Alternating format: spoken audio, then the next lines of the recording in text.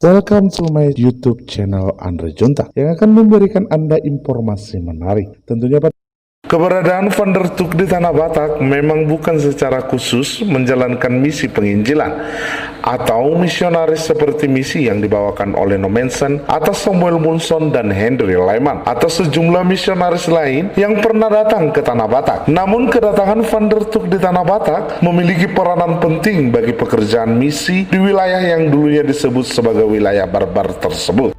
Dialah orang yang menerjemahkan Alkitab ke dalam bahasa Batak yang kini dikenal orang Batak dengan sebutan Bibel.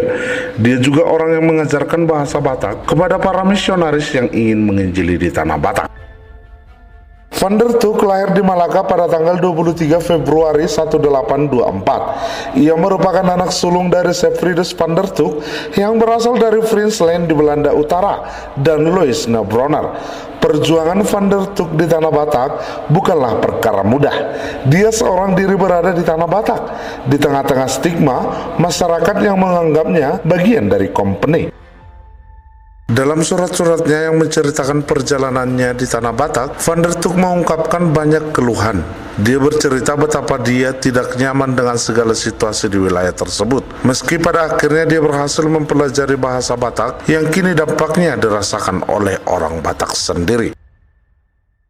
Sejak tahun 1814, Persekutuan Alkitab Belanda atau sering juga disebut NBG telah melakukan penyebaran Alkitab di seluruh kolonia Belanda.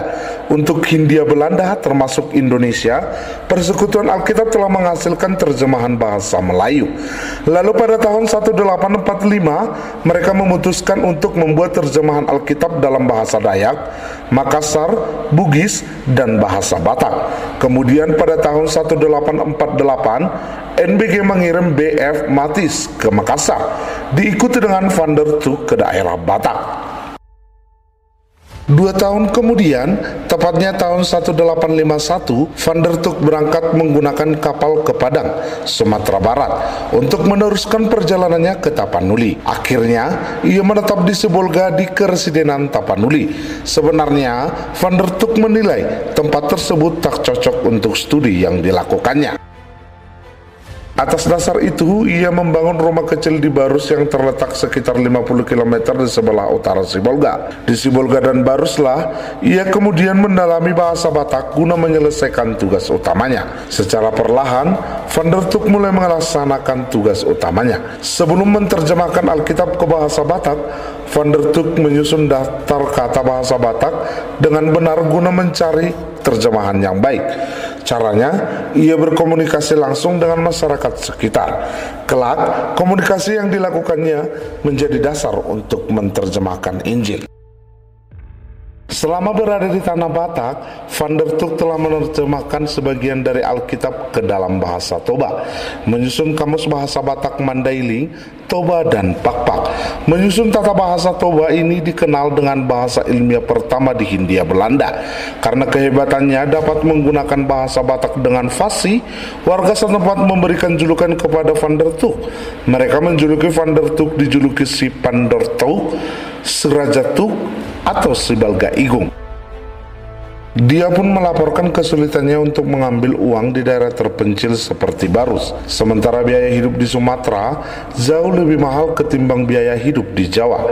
Kemudian kurangnya penulis yang handal di Tanah Batak dan kurangnya pembantu yang baik sehingga dia tidak diurus dengan benar dan rumahnya selalu saja menjadi kandang binatang.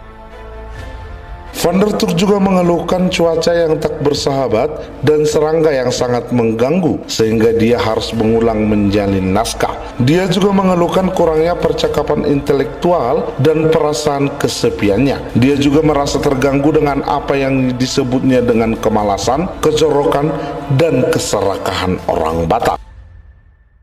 Namun segala keluhan dan situasi yang dialami Van der Tuuk tidak membuat dia meninggalkan Tanah Batak. Dia justru bergaul karib dengan orang Batak hingga akhirnya dia mendapat kepercayaan orang Batak. Dari kepercayaan itu, dia mendapat cerita dari rakyat Batak bagaimana mereka mengalami pemerasan dan penindasan pemerintah pada saat itu. Van der Tuuk pun berulang kali membela kepentingan orang Batak. Komunikasi dan kepercayaan yang dia dapat dari orang Batak membuat dia mendapat banyak pemahaman tentang bahasa bahasa Batak yang nantinya dia pakai untuk menerjemahkan Alkitab dan membagikannya kepada sejumlah misionaris.